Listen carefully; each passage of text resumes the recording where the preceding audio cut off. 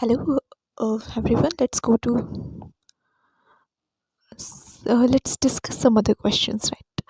Okay, so ये है हमारा क्वेश्चन नंबर 4.5. एक बार इसको देख लेते हैं. Advantages and disadvantages of thermo electrical generator, है ना. तो एडवांटेजेस क्या है ये देखो.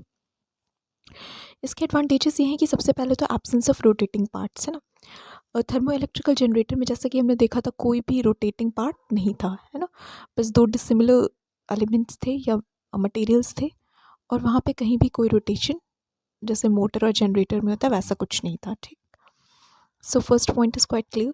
ये इसका एडवांटेज है. एक दूसरा, it is a compact device. Third one is it operates at high temperature. तो this might be its disadvantage ना, because this much high temperature is quite different to attain, difficult to attain, है ना. But ठीक है, इसमें लिखा है it operates at high temperature. Fourth one is it is quiet in operation. Since वहाँ पे कोई रोटेटिंग पार्ट नहीं है तो जो ऑपरेशन है वो काफ़ी क्वाइट होगा, है ना. वहाँ पे नॉइज़ नहीं होगी, नॉइसलेस होगा. देन लॉन्ग लाइफ होगा क्योंकि वियर एंड टीयर नहीं होगा, है ना. रोटेटिंग पार्ट नहीं है तो कोई फ्रिक्शनल फोर्स नहीं है वहाँ पे, तो लॉन्ग लाइफ होगी. लो कॉस्ट होगा एंड लो मेंटेनेंस. जब कुछ वियर एंड टीयर नहीं है तो मेंटेनेंस कॉस्ट भी नहीं लगेगी, और साथ ही साथ इसको बनाने में भी ज़्यादा कॉस्ट नहीं है, because we have some, you can say, we just need p type and n type semiconductors. ठीक है. So it can operate in remote areas and harsh environment. ये कहाँ पे ऑपरेट हो सकता है? रिमोट एरियाज में एंड हार्श एनवायरनमेंट में. And it has higher conversion efficiency. It can be developed for very low power to very high power generation. And ठीक है, कन्वर्जन एफिशिएंसी हाई है मीन्स लाइक आप कुछ अमाउंट ऑफ हीट सप्लाई करके you can get large quantity of electricity. This is what they have written. Though it has not been possible to have a lot of electricity by this particular process, but efficiency is quite high. Okay, B जो है that is disadvantages. तो उसके अंदर है कि इसमें high operating temperature anode पे चाहिए होगा आपको. यहाँ एनोड और कैथोड की तो कोई बात ही नहीं हुई. सेकेंड, सी एनोड और कैथोड ना आपके थर्मियोनिक कन्वर्टर में है, तो यहाँ पे ये चीज़ नहीं, बस ये है कि हाई टेम्परेचर आपको चाहिए. ठीक. सो और ये वाला जो पॉइंट है ना, कीप इट इन डिसएडवांटेज कि हाई टेम्परेचर चाहिए. It needs special seal to protect the cathode. Metals costly as it has to withstand high temperature. हाँ, ये आप कर सकते हो fourth point and first point. Anode वगैरह मेंशन नहीं करना है. एंड यहाँ पे कैथोड और एनोड ये इन्होंने ना थर्मियोनिक कन्वर्टर का दे दिया, तो ये गलत है. Do not right it. बस यहाँ पे हाई ऑपरेटिंग टेम्परेचर चाहिए होता है. मेटल इसका कॉस्टली होता है. इट कैन, और ये जो एफिशिएंसी है ये इसकी हाई नहीं लो होती है. ठीक है. So it has low efficiency. That's why we do not use it to such an extent. ठीक है. अब एप्लीकेशन में देखते हैं. It can be installed anywhere at the place of use. Thermionic power can be developed.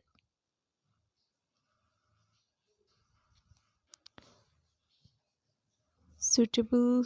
ठीक है, ये इन्होंने एक्चुअली ना थर्मियोनिक पावर का दे दिया है, एंड क्वेश्चन में they have written thermo electrical generator. तो ठीक है, यहाँ से आपको थर्मोनिक पावर के यूजेस कुछ दिख जाएंगे. ठीक है. You may write them as it is. When it's asked about thermionic ना, you may write down this application, thermionic converter. Okay, let's go to the next question. The next question is, what is in part 3 we will be studying thermionic conversions, right? We will be studying this thermionic conversions and principle of working. So what is a thermionic converter and how does it works? What are its major limitations?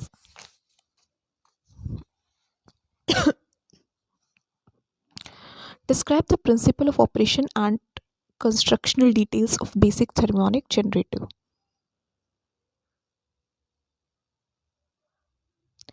Okay, so what is the principle?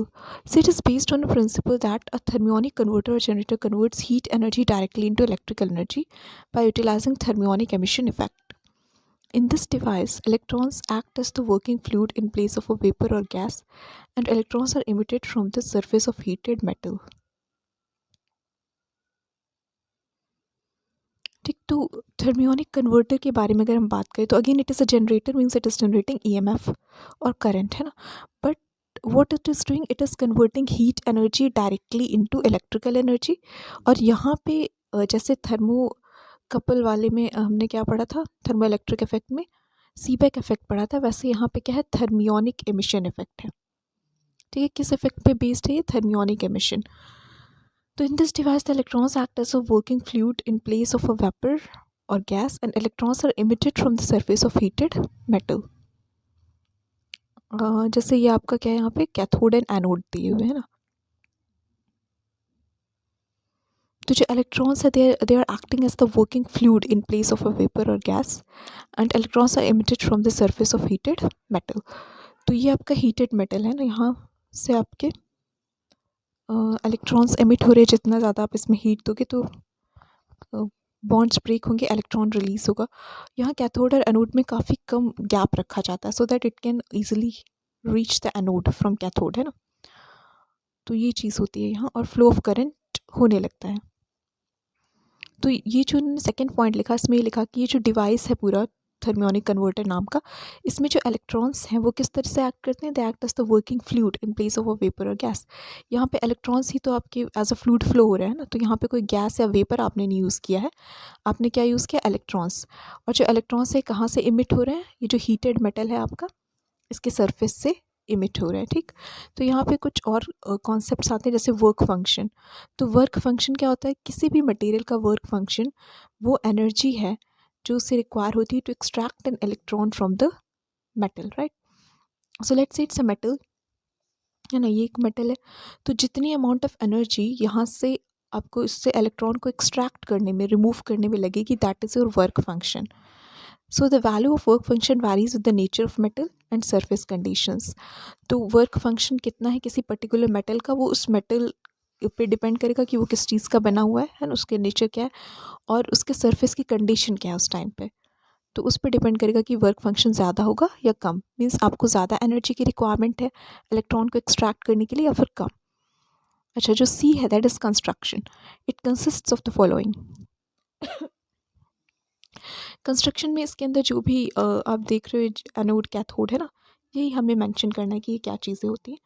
तो let's see construction में क्या है, it consists of anode, है ना. Anode आपका क्या है, it is negatively charged electrode.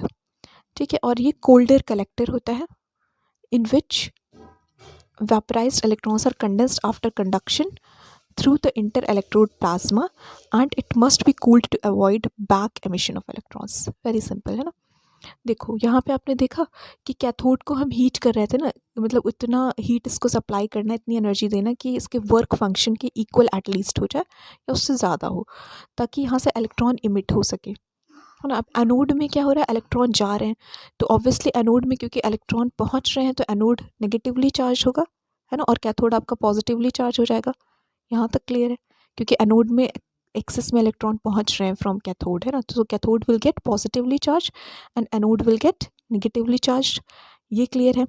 अब जो एनोड नेगेटिवली चार्ज है वो आप देख रहे हो कि कोल्ड भी है, क्योंकि क्यूबिन में हीट हम लोग कर रहे हैं, हीट इन हो रही है, यहाँ से तो आउट हो रही है. ठीक, वो क्यों हो रही है अभी बताते हैं. It is colder, right.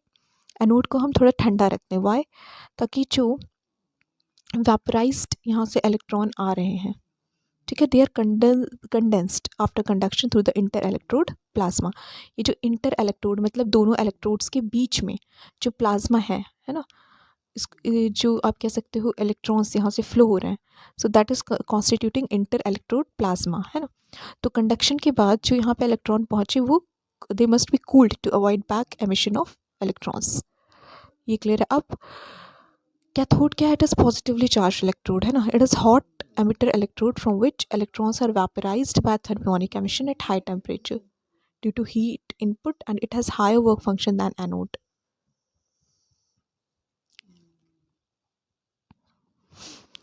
Right, so cathode positively charged है, यहाँ से आपको दिख रहा है, यहाँ से क्योंकि इलेक्ट्रॉन बाहर गए, है ना.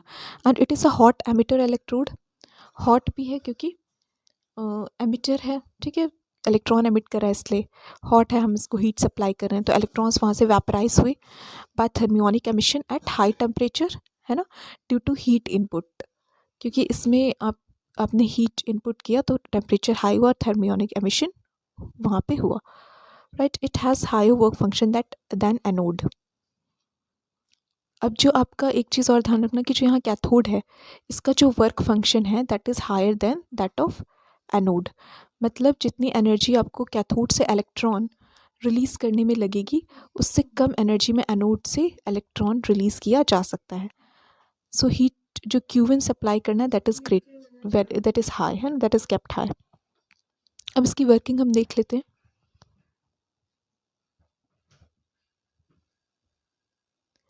सी a metal electrode called emitter is heated until it releases electrons, है ना. एक मेटल इलेक्ट्रोड को हम लोग हीट करते हैं, उस मेटल इलेक्ट्रोड को क्या कहते हैं, एमिटर कहते हैं, क्योंकि वो इमिट करेगा इलेक्ट्रॉन्स को. उसको हीट करते हैं, कब तक हीट करते हैं, जब तक कि वो इलेक्ट्रॉन रिलीज़ करना ना शुरू कर दें, मतलब उसके वर्क फंक्शन के इक्वल एनर्जी एटलीस्ट उसे सप्लाई की जाती है. एंड वो जो इलेक्ट्रॉन रिलीज होते हैं उसके सरफेस से होते हैं and they flow towards the anode की तरफ जाते हैं. The electrons cross the small gap between the electrodes and accumulate on a cold metal electrode called collector. जो इलेक्ट्रॉन्स हैं वो क्रॉस होते हैं, ठीक है, स्मॉल गैप से इलेक्ट्रोड्स के बीच में, और एक कोल्ड मेटल पे यानी जो एनोड है आपका वहाँ पे जाके स्टोर हो जाते हैं. और जहाँ पे वो स्टोर हो रहा है इलेक्ट्रॉन उसको कलेक्टर कहते हैं, और जहाँ से एमिट हो रहा है दैट वी कॉल्ड एमिटर, और जहाँ पर पहुँच रहा है that is collector. The work function of emitter should be higher than that of collector. अभी हमने पढ़ा, देखो यहाँ एमिटर की तरह क्या एक्ट कर रहा है, कैथोड, क्योंकि कैथोड से इलेक्ट्रॉन रिलीज हो रहे हैं, और कलेक्टर की तरह क्या एक्ट कर रहा है, एनोड. और जो आपका एमिटर है यानी कि आपका कैथोड, उसका वर्क फंक्शन हायर होगा इन कंपैरिजन टू कलेक्टर, है ना. सेम थिंग जो यहाँ पे आपने पढ़ी हुई. Point third, in order to minimize the energy losses as the electrons move across the gap, the space between the electrodes is either maintained at high vacuum or it is filled by a high conducting plasma like ionized cesium vapor, है ना. तो यहाँ पे क्या है कि in order to minimise the energy losses, ठीक है, अगर आपको यहाँ पे एनर्जी का लॉस मिनिमाइज करना है जब ये इलेक्ट्रॉन यहाँ से फ्लो कर रहा है कैथोड से एनोड, तो उसके लिए क्या करना है वो यहाँ पे लिखा है. उसके लिए हम कोशिश करते हैं कि जो इलेक्ट्रोड्स हैं, ये जो इलेक्ट्रोड्स हैं इनके आपका ये जो कैथोड और एनोड है इनके बीच की स्पेस मिनिमाइज करने की कोशिश करते हैं ताकि इसको ज़्यादा अपोजिशन ना हो from moving from cathode to anode, है ना, और आराम से मूव कर पाए. तो इसके लिए हम क्या करते हैं, इसको काफ़ी मिनिमाइज़ करते हैं इस गैप को, ठीक है. एक काम तो ये करते हैं. दूसरा काम क्या करते हैं हम कि हम कोशिश करते हैं कि हम इसके अंदर कुछ प्लाज्मा से इसको फिल कर दें ताकि इलेक्ट्रॉन का मूवमेंट ईजी हो सके. तो वो जो कंडक्टिंग प्लाज्मा है वो क्या हो सकते हैं, जैसे आपका आयनाइज्ड सीजियम वेपर एक एग्जाम्पल है which we use as conducting plasma, ionised caesium vapour, ठीक. The electrons enter the collector, electrons कहाँ पहुँचे, कलेक्टर के अंदर, return through the external circuit back to the emitter, thus it produces electrical power, ठीक है. Electrons collector में गए और वापस से एक्सटर्नल सर्किट के थ्रू वो एमिटर में चले गए, तो इस तरीके से आपको इलेक्ट्रिकल पावर मिल गई. देखो क्या हुआ कि यहाँ जो इलेक्ट्रॉन था from cathode it moves to anode, है ना, और फिर यहाँ पे आपके इलेक्ट्रॉन काफ़ी ज़्यादा कलेक्ट हो गया और वो यहाँ से अब पास हो सकते हैं इस रेजिस्टेंस के थ्रू सर्किट में, है ना. तो आपको क्या मिल गया, इलेक्ट्रिकल पावर मिल गई, ठीक है. अब सिक्स्थ पॉइंट है कि the energy of electrons emitted by cathode is partially rejected to the heat sink from anode and the remainder is converted into electrical power. मतलब जो इलेक्ट्रॉन्स आपके कैथोड से इमिट हुए थे, है ना, वो एनोड पे पहुँचे तो उसमें से कुछ उसका पार्ट हीट सिंक में रिजेक्ट हो जाता है, मतलब यूज़ नहीं कर पाते हम उसे, it goes out and the rest of the energy और द रिमाइंडर और the rest of the energy is converted into electrical power, ठीक है. तो ये आपको क्लियर हो गया. ये पूरा हमारा थर्मियोनिक कन्वर्टर यहाँ पे हमने आपको बता दिया, ठीक है. अच्छा, जो नेक्स्ट क्वेश्चन है इसको देख लेते हैं. प्रिंसिपल ऑफ वर्किंग और थर्मियोनिक जनरेटर ये देख ही लिया, ठीक है. अच्छा, ये देखो जो सीजम वेपर वगैरह इस वाले क्वेश्चन में लिखा था ना एप्लीकेशन, वो इसका था थर्मियोनिक का, it was not of thermo electric ना, तो ये आप देख लेना एप्लीकेशंस. अच्छा, अब difference between thermo electric and thermionic एक बार देख लो.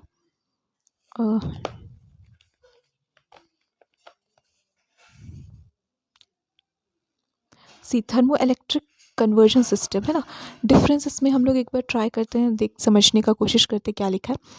सी थर्मो इलेक्ट्रिक में हमने पढ़ा था कि it is a form of heat engine है ना, जिसमें क्या होता है, एक हॉट जंक्शन होता था, तो वहाँ से हीट उसको सप्लाई किया जाता था, ठीक है। तो हीट इंजन की तरह एक्ट करता है thermo electric converter, and it takes up heat at an upper temperature. Hot junction converts it partly into electrical energy and discharges the remaining part at a lower temperature, that is cold junction. यहाँ तक clear है। तो thermal electric में यही हो रहा था ना, एक जंक्शन हाई था, हाई टेम्परेचर पे होता था, और एक जंक्शन लो टेम्परेचर पे होता था, और एक ईएमएफ, इसकी वजह से एक ईएमएफ जनरेट हो जाता था। तो जो ये हीट है यहाँ पर, जो आप हॉट जंक्शन पे प्रोवाइड करा रहे हो, ठीक है, वो कन्वर्ट हो जाता है इलेक्ट्रिकल एनर्जी में, और कुछ पार्ट उसका कोल्ड जंक्शन तक पहुंच जाता है, ठीक।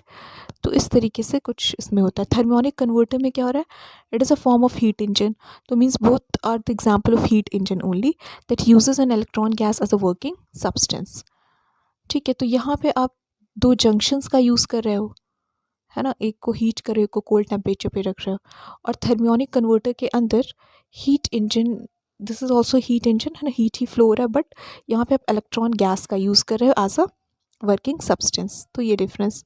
सेकेंड, इन्होंने जो डिफरेंस बताया, that is the efficiency of thermocouple in case with other heat engines increases by increasing the upper temperature and decreasing the lower temperature. मतलब टेम्परेचर डिफरेंस जितना ज़्यादा होगा, थर्मोकपल उतना एफिशिएंट होगा, क्योंकि E is equal to alpha S delta T था। तो जितना डिफरेंस ज़्यादा होगा, उतना ही हाई EMF इंड्यूस होगा। तो EMF इज अवर आउटपुट, तो आउटपुट उतना ही ज़्यादा हायर होगा, यानी एफिशिएंसी उतनी ज़्यादा ही होगी। तो थर्मोकपल में जो एफिशिएंसी है वो किस पर डिपेंड करती है, कैसे आप बढ़ा सकते हो थर्मोकपल की एफिशिएंसी, आप अपर टेम्परेचर, मतलब जो हॉट जंक्शन का टेम्परेचर उसको इंक्रीज़ कर दो, और जो लोअर टेम्परेचर उसको डिक्रीज़ कर दो, तो डिफरेंस ऑटोमेटिकली हाई हो जाएगा, है ना, and you will get the highly efficient thermocouple. अच्छा, अब थर्मियोनिक कन्वर्टर की अगर बात करें, तो it works because of the phenomenon of thermionic emission of electrons from the metal when it is heated, है ना। तो थर्मियोनिक कन्वर्टर किस प्रिंसिपल पे वर्क करता है, थर्मियोनिक एमिशन के प्रिंसिपल पर। जब आप किसी मेटल को उसके वर्क फंक्शन से हायर एनर्जी पे हीट कर देते हो, तो वो इलेक्ट्रॉन को इमिट करता है।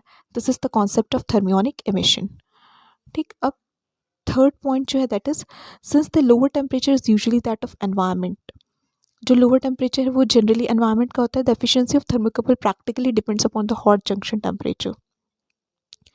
हाँ, तो ये बात सही है कि हम लोग जो दो जंक्शंस होते हैं, एक को हीट सप्लाई करते हैं और एक हमारा जंक्शन कोल्डर रहता है, तो जो कोल्डर जंक्शन है वो तो रूम टेम्परेचर पे रहता है, इसको हम एक्स्ट्रा हीट सप्लाई कर देते हैं। तो अगर प्रैक्टिकल केसेस में देखें तो हम इसको कूल नहीं कर रहे होते हैं, हम सिर्फ यहाँ पे हीट सप्लाई कर रहे होते हैं। तो वही इसमें लिखा है कि प्रैक्टिकली क्या होता है कि जो हॉट जंक्शन का टेम्परेचर उस पर डिपेंड करता है कि थर्मोकपल कितना ज़्यादा एफिशिएंट होगा, क्योंकि ये तो फिक्स्ड है ना, कोल्ड तो रूम टेम्परेचर पे ही। तो हॉट जंक्शन को हम कितना ज़्यादा दे रहे हैं, उतना ज़्यादा टेम्परेचर डिफरेंस क्रिएट होगा, और उतनी ही ज़्यादा एफिशिएंसी होगी। और थर्मियोनिक एमिशन कन्वर्टर के बारे में इन्होंने लिखा है कि it consist of two metals, है ना, या फिर electrode with different work function, जिसमें से कैथोड का वर्क फंक्शन हायर होता है और उसका कम होता है एनोड का, है ना। इस work function maintained at a higher temperature than one with smaller work function. तो यहाँ पे क्या होता है कि जो आपका जैसे कैथोड है, तो उसका वर्क फंक्शन हायर है ना, उसको हायर टेम्परेचर पे रखा, और जो एनोड है जिसका वर्क फंक्शन स्मॉलर है, उसको हमने लोअर टेम्परेचर पे रखा था। तो ये भी सही है, ठीक है। तो ये कुछ differences thermo electric conversion and thermionic conversion के बीच में है, ठीक। बाकी आप और भी खुद से भी बना सकते हो कि थर्मो इलेक्ट्रिक कन्वर्जन में आप दो डिसिमिलर मेटल्स यूज़ कर रहे थे, है ना, और उन्हें ज्वाइन भी कर रखा था, वाइल इन थर्मियोनिक कन्वर्जन एक गैप है दोनों के बीच में, है ना। इस तरह से आप देख सकते हो कि I think it's all for the lecture, है ना। वो बाकी नेक्स्ट लेक्चर में करेंगे। Thank you.